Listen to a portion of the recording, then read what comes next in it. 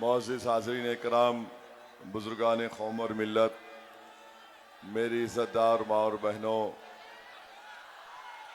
गयूर नौजवान साथियों, मैं आप तमाम का दिल की गहराइयों से शुक्रिया अदा करता हूँ कि आज आपने अपना कीमती वक्त निकाल कर नई ज़िंदगी के इलाके में मजलिस इत्तेहादुल मुस्लिमीन के इंतखाबी जलसे में आपने शिरकत की। मैं माज़रत चाहता हूँ मस्जिद रज़ाए मुस्तफ़ा कमेटी से भी कि प्रोग्राम में ये था कि मैं यहाँ पर आकर नमाज जुमा अदा करूँ, मगर ये मेरी बदकिस्मती रही कि मैं सफ़र में हूँ और आने में बड़ी देर हुई और फिर मुझे यहाँ से फ़ौरन निकल कर नांदेड़ को जाना है। तो इसलिए मैं मस्जिद रज़ाए मुस्तफ़ा कमेटी के ज़िम्मेदारान से माज़रत चाहता हूँ और इंशाअल्लाह ताला उनसे वादा कर रहा हूँ कि 15 तारीख़ के बाद 16 तारीख़ के बाद जब नतीजा आ जाएगा और मुझे यकीन है कि ना सिर्फ नई ज़िंदगी बल्कि पूरे शोलापुर से मजलिस इत्तेहादुल मुस्लिमीन के अरकान बल्दिया पहले से ज़्यादा तादाद में कामयाब होंगे और मैं इंशाअल्लाह फिर आकर यहाँ पर रज़ाए मुस्तफ़ा कमेटी में या तो एक वक्त की नमाज़ पढ़ने की कोशिश करूँगा या फिर जुमे के दिन आकर दोबारा यहाँ पर आकर उस मस्जिद में नमाज जुमा अदा करने की कोशिश करूँगा। मेरे अजीज़ दोस्तों और बुज़ुर्गों, शहनशीन पर तशरीफ़ फरमा वार्ड 20 के उम्मीदवार मोहतरमा अनीसा मुग़ल साहिबा, मोहतरमा सफ़िया चौधरी साहिबा, मेरे छोटे भाई अज़हर हुंडेकरी साहब, हमारे छोटे भाई जनाब अज़हर जागीरदार साहब और मजलिस इत्तेहादुल मुस्लिमीन के दीगर तमाम उम्मीदवारान और जनाब अनवर सादात साहब जो मजलिस इत्तेहादुल मुस्लिमीन की तरफ से शोलापुर के इंचार्ज हैं, ऑब्ज़र्वर हैं, मजलिस इत्तेहादुल मुस्लिमीन के तमाम स्पोक्स पर्सन जनाब नदीम एडवोकेट साहब भी और तमाम मुहिबान मजलिस का मैं शुक्रिया अदा करता हूँ। मेरे अजीज़ दोस्तों और बुज़ुर्गों, ये नई ज़िंदगी का इलाक़ा है और बरसों पहले आपने यहीं से ही मजलिस इत्तेहादुल मुस्लिमीन को एक नई ज़िंदगी, सियासी ज़िंदगी आपने अपनी दुआओं से और वोट से दी थी और कामयाबी के साथ शोलापुर में मजलिस इत्तेहादुल मुस्लिमीन का सफ़र चल रहा है। तो मैं आप तमाम से फिर से गुजारिश करने के लिए आया हूँ कि आज आपको इस इलाक़े के विकास के लिए, इसको तरक्की याफ्ता इलाक़ा बनाने के लिए और सबसे बड़ी बात यह है कि आपको अपनी लीडरशिप को मजबूत बनाने के लिए मैं आपसे दरख्वास्त करने के लिए दोबारा आया हूँ कि आपको 15 तारीख़ के दिन अपने एक वोट का इस्तेमाल मजलिस इत्तेहादुल मुस्लिमीन के पतंग के निशान पर करना है। आपको इस प्रभाग में 4 वोट डालना है। जहाँ पर पतंग का निशान होगा वहाँ पर आपको बटन दबाना होगा और मैं जानता हूँ कि बीजेपी, आरएसएस, अजीत पवार, शिंदे के लोग इस नई जिंदगी के इलाके को बदनाम करते हैं और यहाँ पर रहने वालों से नफरत करते हैं, मगर सुन लो अजीत पवार, सुन लो शिंदे, फडणवीस और आरएसएस के लोग, ये इलाका असदुद्दीन ओवैसी को बहुत पसंद है। ये इलाका शोलापुर का दिल है। इस इलाके में रहने वाले लोग गयूर हैं, बेबाक तरीके से काम करते हैं और मैं आपसे वादा कर रहा हूं कि ये लोग अगर फिर से दोबारा इस इलाके के बारे में कुछ अनाप शनाप बकेंगे तो फिर याद रखो मैं तुम्हारे बाप के बारे में अनाप शनाप बोलना शुरू कर दूंगा। ये एक मुअज़्ज़िज़ इलाका है। अगर किसी इलाके में अल्पसंख्यक समाज के मुसलमान रहते हैं तो यकीनन तुम्हारी सोच और फिक्र में नफरत भरी हुई है, इसीलिए तुमको तकलीफ होती है। मगर तुमने कभी यहाँ पर आकर झांक कर देखा कि कैसा किस तरीके से इन लोगों की नफरत की वजह से यहाँ पर पीने के पानी का भी इंतज़ाम बराबर नहीं किया जा सका। मैं आपसे वादा कर रहा हूँ नई ज़िंदगी की आवाम से, आप मजलिस इत्तेहादुल मुस्लिमीन के इन चारों उम्मीदवार को कामयाबी के बाद इंशाअल्लाह ताला यहाँ पर 16 इंच की पानी की एक नई लाइन डाली जाएगी ताकि सही तरीके से, अच्छे तरीके से साफ पीने का पानी यहाँ के नई ज़िंदगी के जनता को हम मुहैया कराएंगे। और अगर पानी नहीं मिलेगा तो फिर याद रखो हम पानी दौड़ाने का काम भी कर सकते हैं। तो ये काम इंशाअल्लाह ताला होगा। यहाँ पर आप जानते हैं कि नई ज़िंदगी से शुगर फैक्ट्री की एक रोड का मामला है। इंशाअल्लाह ताला वो रोड का काम भी मजलिस के तमाम अराकीन बल्दिया कॉरपोरेटर कराएंगे।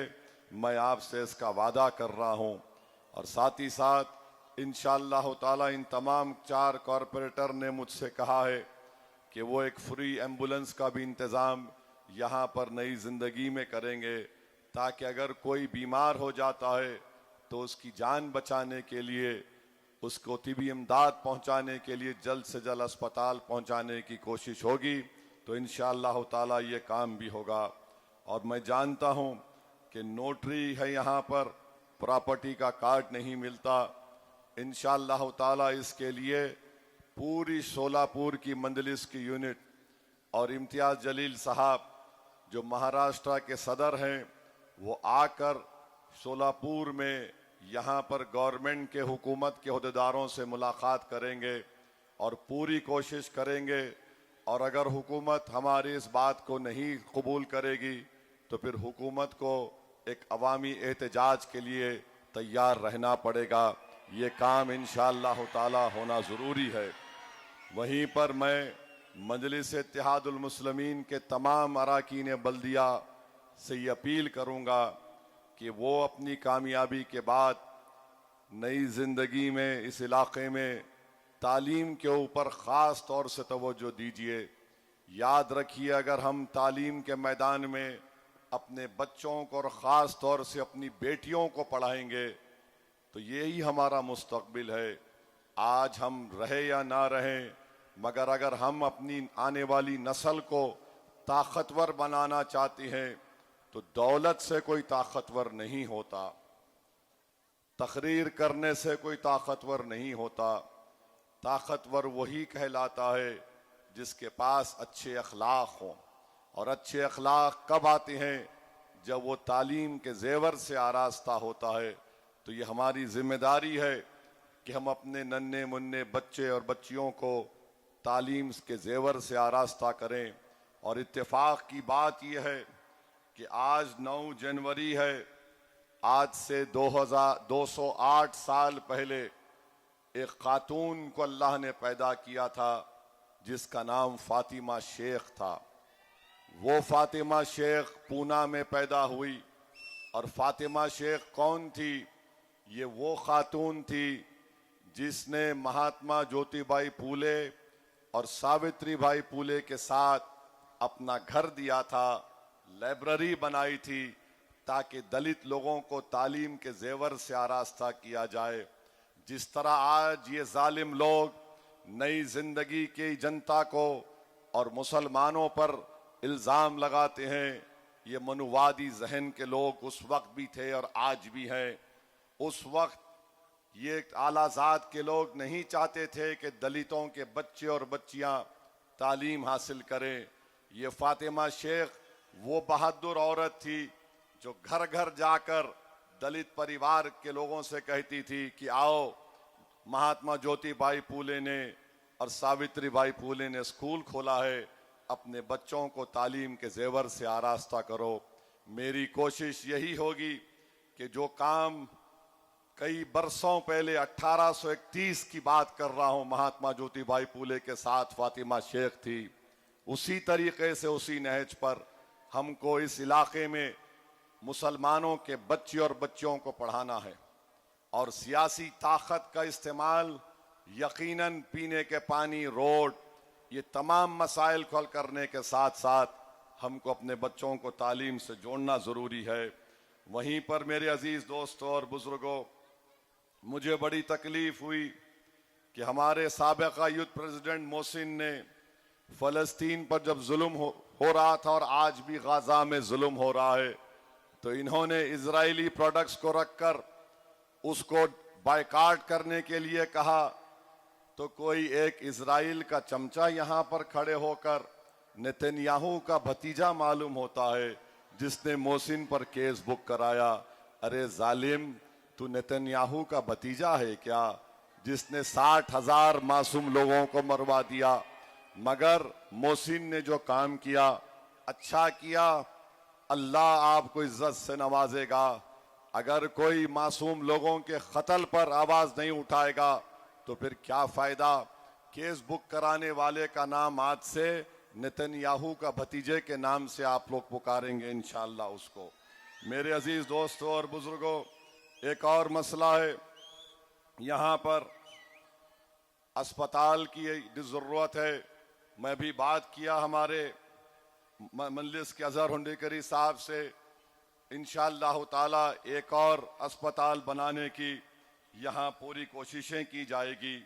तो मैं आपको ये अपील कर रहा हूँ कि 15 जनवरी के दिन आप अपना एक वोट मजलिस इत्तेहादुल मुस्लिमीन के हक़ में इस्तेमाल करिए। मैं नदीम एडवोकेट की तकरीर को भी सुना, बहुत अच्छा बोले नदीम एडवोकेट, अल्लाह उनकी ज़बान में और तासीर दे। इसी को बोलते हैं लीडरशिप को पैदा करना। मेरे अजीज दोस्तों और बुजुर्गों, यही मजलिस चाहती है कि आप नेता बनो, बेबाक तरीके से आप मसाइल को रखो और लड़ो उसके लिए।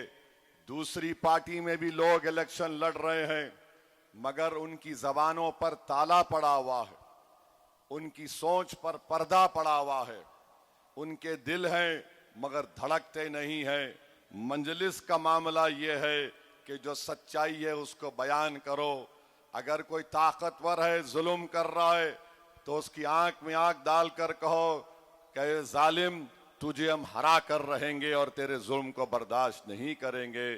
ये मजलिस, यही मजलिस का पैगाम रहा शुरू से लेके अब तक, और इंशाअल्लाह ताला यही पैगाम मजलिस का रहेगा। मजलिस की तारीख गवाह है कि मजलिस ने हमेशा ताकतवर लोगों से पंजा आजमाई की। मजलिस ने हमेशा अल्लाह के फजल और करम से उन जालिमों को इलेक्शन में शिकस्त दी। और मजलिस हमेशा शुरुआत में, मजलिस की शुरुआत जो हुई थी, तो जब मजलिस के 16 कॉरपोरेटर 1960 में हैदराबाद में कामयाब हुए थे, तो दौलतमंद लोगों ने, जिसमें मुसलमान भी थे, कहा ये तो गरीबों की, रिक्शे वालों की जमात है। तो मजलिस के मरहूम सदर सालार मिल्लत ने कहा कि मुझे फख्र है इन गरीबों पर, उन्होंने वो काम किया जो तुम दौलतमंदों ने नहीं किया। ये अपने गरीब रहते हुए भी, इन्होंने अपने गरीब रहते हुए भी, रिक्शा चलाते हुए भी, उन्होंने एक ऐसा बीज को बोया है, मैं नहीं रहूंगा, ये गरीब नहीं रहेंगे, मगर एक ऐसा ताकतवर पेड़ मजलिस बनाएगी कि उसमें तमाम लोगों का तहफ़्फ़ुज़ होगा। तो मैं सलाम करता हूं लोगों को जिन्होंने इल्ज़ामात की परवाह नहीं की। आज भी चंद दौलत आ जाती है तो बड़ा हिकारत की नज़र से गरीबों को देखते हैं। ऐ जालिमों, अगर कोई मर मिटता है किसी काज के लिए तो गरीब है। दौलतमंद अपनी दौलत को बचाने के लिए सोचता है और गरीब ये सोचता है कि मैं कैसे अपने ईमान को बचाऊं। गरीब ये सोचता है कि कैसे मैं अपने ईमान को बचाऊं, कैसे मैं अपनी इज्जत को बचाऊं। और कैसे मैं तमाम लोगों की चीजों को देखकर एक करीब अपने सब चीज को कुर्बान करने के लिए आगे बढ़ता है। तो मेरे अजीज दोस्तों और बुजुर्गों, मंजलिस गरीबों से शुरू हुई और अल्हम्दुलिल्लाह आज भी मजलिस इत्तेहादुल मुस्लिमीन गरीबों के काज को सबसे ज्यादा तरजीह देती है। तो मेरे अजीज दोस्तों और बुजुर्गों, डरने और घबराने की जरूरत नहीं है। बहुत से लोग बहुत सी बातें करते हैं, मगर मुझे बताया गया कि कोई ये बोला कि मेरी शेरवानी पे हाथ लगाएगा।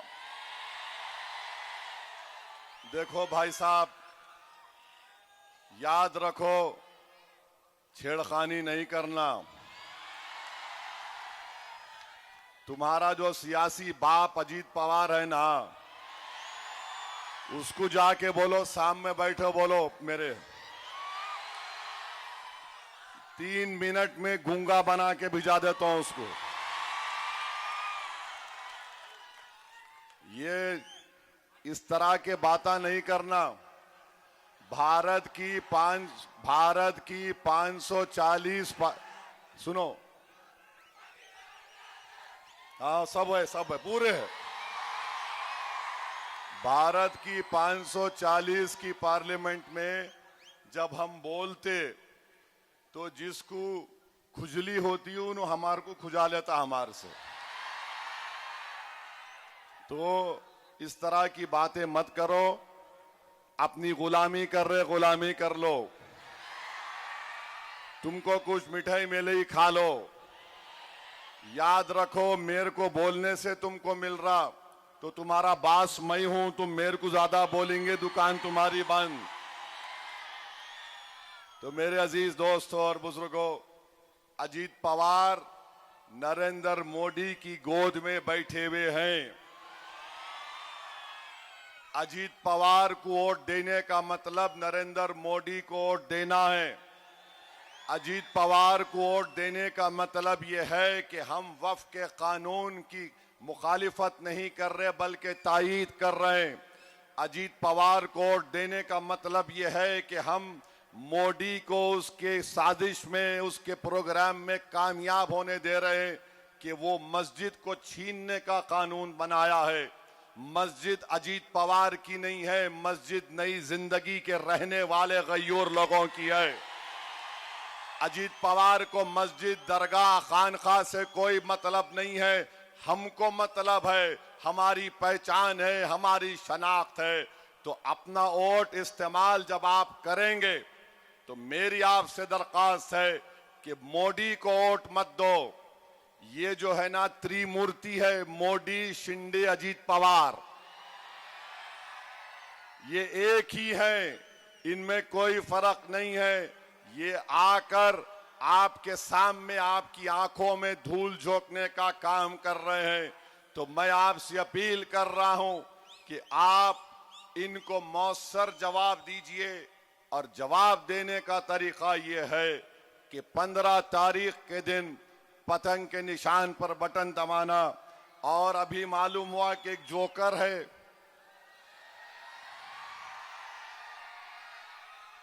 प्रभाग नंबर 22 से अजीत पवार का कैंडिडेट बना है। अबे अपने बाप का नाम लेना, मेरा नाम क्यों ले रहा तू है? बोल रहा कि मेरे को एक वोट दे दो, 3 पतंग को दे दो। तू अपने बाप का नाम बोल, सियासी बाप तेरा कौन है? हम अपनी पार्टी के नाम पे वोट मांग रहे हैं। प्रभाग नंबर 22 के लोगों से अपील कर रहा हूं, पतंग को वोट देना, ये दुम छल्ले जोकरों को नहीं देना। आप जरा तो शर्म रखो, जरा तो शर्म रखो। कुछ नहीं, एक मेरे को दे दो, 3, अरे 3 नहीं, 4 नहीं, बल्कि पूरे 50-60 हजार वोट पड़ने वाले पतंग के नाम पर इंशाअल्लाह ताला। यानी अभी से मालूम हो गया उनको कि अजीत पवार का नाम लिए तो टाटा बाय बाय खींच देने वाले हैं लोग। अब ऐसा ही होने वाला है। 15 तारीख को कोई नहीं रहेगा। तो ये 22 नंबर, हाँ, और एक मेरे को कोई बोले प्रभाग नंबर 16 में भी हमारी बहन लड़ रही। बहरहाल जहां भी मंजलिस के उम्मीदवार है, आपको पतंग के निशान पर बटन दबाना है। आप दबाएंगे ना? मंजलिस को मजबूत करो। असदुद्दीन ओवैसी आज है, कल नहीं रहेगा, ये जिंदगी की हकीकत है। मगर मंजलिस के पैगाम को समझो मेरे भाई। मंजलिस को लेकर आपको आगे बढ़ना है। मंजलिस चाहती है कि शोलापुर से और नेक और काबिल लोग निकलें, चाहे वो हमारी बहन हो, बेटी हो, भाई हो, कोई भी हो, जो लीडर बन सके। याद रखो, ये काम हमको करना है। कोई आसमान से अब कोई आने वाला नहीं है, हमको ये काम करना है। और मैं जिम्मेदारी के साथ कह रहा हूं कि जो मौजूदा मंजलिस के शोलापुर में अराकीन है, मैं उनमें काबिलियत देख रहा हूं, मैं उनमें जज्बा देख रहा हूं, और वो बेबाक तरीके से आपकी नुमाइंदगी करने का हक अदा करने की उनमें पूरी सलाहियत है। तो मेरी आप तमाम से, बुजुर्गों से, उलमा इकराम से, खास तौर से अहले दिल हजरात से ये आपसे अपील है, हाँ, कि आप 15 तारीख के दिन मजलिस इत्तेहादुल मुस्लिमीन को वोट देकर कामयाब करिए। याद रखिए, सोलापुर को हम पुणे की तरह खूबसूरत बना सकते हैं, मगर ये लोग, बीजेपी के लोग इतने सालों से सोलापुर में बैठे हुए हैं, कुछ काम नहीं कर रहे हैं। यहाँ पर है, यहाँ की रजाई इतनी मशहूर, जीआई टैग उसको हासिल है, कुछ नहीं होता। हर चीज में आप देखो, अब इलेक्शन आ गया तो बोल रहे नहीं मेयर उन्हें बनेगा, मेयर इन्हें नहीं बनेगा। अरे बाबू, पाकिस्तान के संविधान में लिखा हुआ है कि सिर्फ एक ही मजहब का आदमी पाकिस्तान का प्राइम मिनिस्टर या सदर बन सकता है। बाबा साहिब अंबेडकर का जो संविधान है वो ये कह सकता है कि कोई भी भारत का नागरिक वजीर आजम बन सकता है, सदर जमहूरिया बन सकता है, चीफ मिनिस्टर बन सकता है, मेयर बन सकता है। और असदुद्दीन ओवैसी का ख्वाब यह है कि एक दिन आएगा इस देश में इंशाअल्लाह ताला, शायद हम और आप नहीं रहेंगे, मगर देखना एक हिजाब पहनने वाली बेटी इस देश की वजीर आजम बनेगी इंशाअल्लाह ताला। हम नहीं रहेंगे, शायद हम जमीन में जाकर हमारी हड्डियां भी घुल जाएंगी, मगर देखना एक दिन वो दिन आएगा। अरे याद रखो, ये नफरत जो तुम मुसलमानों के खिलाफ भड़का रहे हो, इंशाअल्लाह ताला ये नफरत ज्यादा नहीं चलेगी। तुम खत्म हो जाओगे नफरत फैलाने वालों। मोहब्बत जब आम होगी तो लोगों को मालूम होगा कि कैसे जहर इनके दिलो दिमाग में भर दिया गया था। आज आप देखिए, शोलापुर में पेट्रोल 104 रुपये में मिलता है, बीजेपी वालों को उसकी फिक्र नहीं है। गुजरात में 90 रुपये में, आप बीजेपी वाले जाके पूछे 104 रुपये पेट्रोल में गिरा, वो नई बस्ती में तो बांग्लादेशी है। अरे पेट्रोल 104 में क्यों बिक रहा? नहीं वहां बांग्लादेशी है। अच्छा तेरे को कैसा मालूम? तेरे अब्बा आके बोले तेरे को। हाँ, तो ये मसला है इनका। सोलापुर में इतने अहम मसाइल हैं, तकालीफ हैं, कोई फिक्र नहीं, बस खाली कुछ तो भी एक बोलो, टेंशन पैदा करो। और ये प्रोग्राम के तहत फडणवीस, शिंदे और अजीत पवार तीनों को यह प्रोग्राम है, जाके महाराष्ट्र की जनता को बेवकूफ बनाओ। तो आपसे अपील कर रहा हूं कि 15 तारीख को आप इनको पैगाम दीजिए कि हम तुम्हारे साजिश का शिकार नहीं होंगे। अजीत पवार, शिंदे, फडणवीस ये तमाम के तमाम भारत के संविधान के मुताबिक हुक्मरानी नहीं कर रहे हैं, ये नफरत की बुनियाद पर हुक्मरानी कर रहे हैं। ये अल्पसंख्यक समाज के दोस्त नहीं बल्कि उनको कमजोर करना चाहते हैं। ये दलितों को उनका हक नहीं देना चाहते बल्कि उससे महरूम करना चाहती हैं। ये किसानों को कुछ नहीं कर रहे, किसान कितने खुदकुशी कर रहे हैं, मगर इंशाअल्लाह ताला मजलिस आपकी पार्टी है तो 15 तारीख के दिन मेरे भाई नई जिंदगी की जनता ने क्या फैसला लिया जरा पुकार के बता दीजिए। 15 तारीख को पतंग पर बटन दबेगा, जरा हाथ उठाकर बता दीजिए। वहां तक भी जहां तक मेरी नजर जा रही है भाई, पतंग पर बटन दबेगा तो लगाइए मेरे साथ नारा, नारे तकबीर, नारे तकबीर। मजलिस इत्तेहादुल मुस्लिमीन, मजलिस इत्तेहादुल मुस्लिमीन, मजलिस इत्तेहादुल मुस्लिमीन। तो आप अल्हम्दुलिल्लाह आराम से जाइए और सुनो, सुनो, 15 तारीख के दिन हमारे जो लोग शादीशुदा हैं, पहला काम ये करना कि अपनी बेगम को बोलना my dear come will go in out. तो पहले अपने वाइफ के साथ, अपने माँ बाप के साथ लेके जाइए। नौजवानों, उस दिन वोट डालना खाली मोटरसाइकिल पे डाल के अरे क्या हो रहा नहीं। नौजवान अगर निकला 15 के दिन तो क्या बोलना, बस जहां दिखे उन्हें भी देख के बोलता यस। तो ज्यादा यही पोलिंग कराइए, पोलिंग परसेंटेज बढ़ना चाहिए।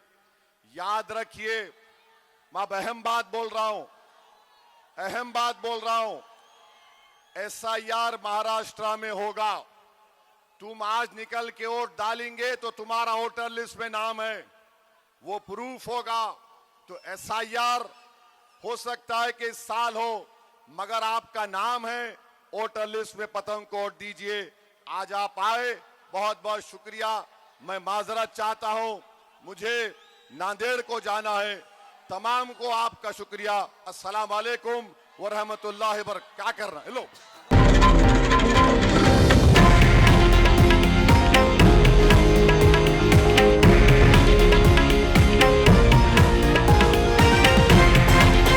हे आहे देशातील नंबर 1 न्यूज नेटवर्क आणि आपण पाहत आहात TV9 मराठी, एकमेव।